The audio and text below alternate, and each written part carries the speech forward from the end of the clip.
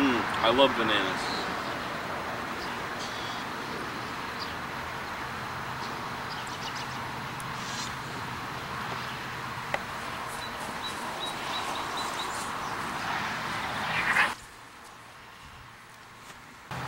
That monkey just messed with the wrong guy.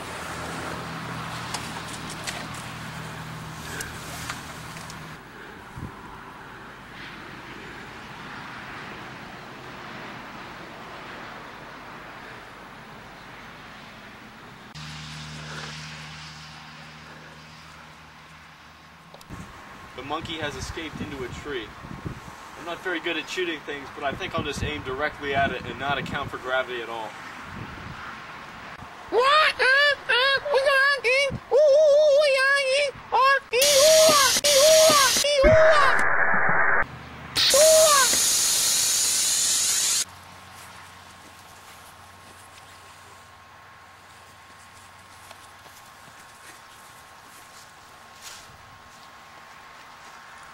Let's look at why the monkey got shot even though the marksman did not account for gravity.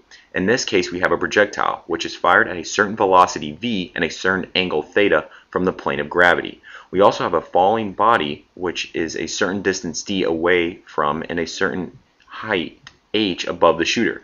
Because the shooter is aiming at the monkey, the variable h can be eliminated by noticing the relationship of h, d, and theta.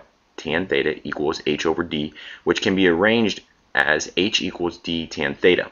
Additionally, we will separate the initial velocity of the projectile into its initial horizontal velocity, v cosine theta, and its initial vertical velocity, v sine theta. We want to determine whether the projectile will collide with the falling body. In order for this to occur, the vertical height must be equal when the paths cross horizontally. To determine this, we will use the vertical position equation 1/2 gravity times squared plus initial velocity times time plus initial position.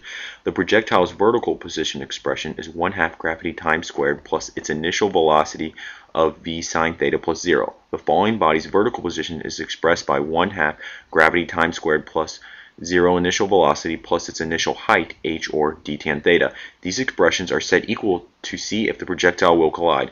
After subtracting 1/2 gravity times squared from both sides, we are left with this equation. Now we need to determine the time at which the horizontal paths will be the same. We will determine this with the equation distance equals velocity times time, where v is the initial horizontal velocity of the projectile. This gives us this expression for t. We substitute this expression for t in our other equation. Velocity cancels itself out, distance can be divided from both sides. Finally, sine theta over cosine theta can be simplified to tan theta. Because this equation is true, we can conclude that the projectile will collide with the falling body.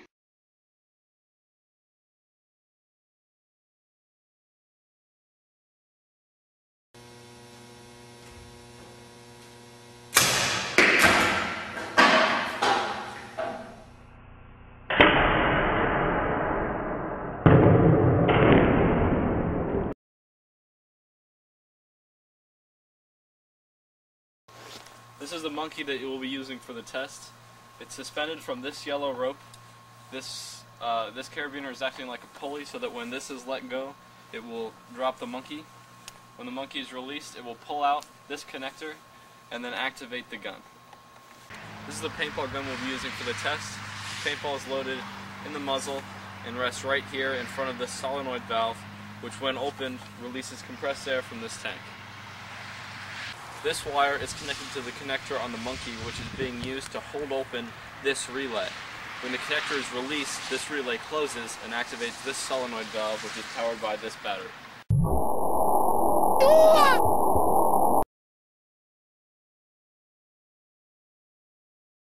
Drop it. Now. Totally let go.